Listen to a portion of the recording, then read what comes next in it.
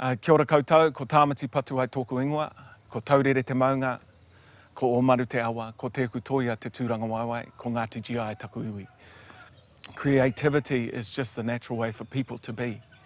And so we want to allow people to come into that creative space. We don't want to demand that they need to be artists or that we will create a particular art form or product.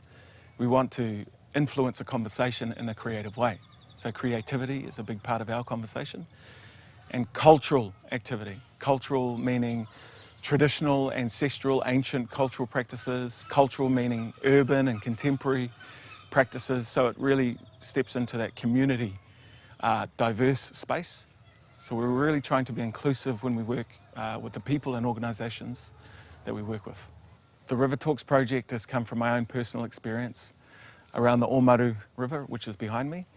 I grew up swimming in this waterway. My great-grandmother grew up collecting puha and watercress and tuna and snapper from down the way, kahawai, oysters, pippies. And now in my children's lifetime, they can't do that. It's poisonous. You know, this is very, very polluted situation. So I wanted to look at a way that could bring attention and awareness to the Omaru, again, as a stuck situation in our lives, that could unlock that to create flow. The River Talks was set up initially to create an awareness situation, to say to community, to public leadership, we need to do something differently in this space. And so in the initial 2013 presentations, we had 300 people at each presentation. And there were 6 presentations, so we had thousands of people come to the initial one. And it was overwhelming, but we just had to accept that people were into it.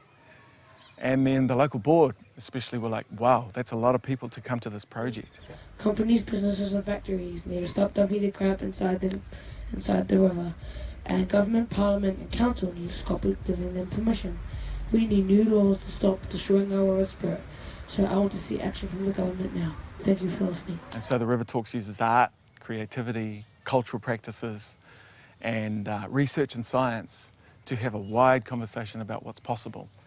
So it really sensitizes us, you know, gets our hearts open to what's happening, how it happened, how we got to this point, and then to clear a space in front of us to see what's possible together.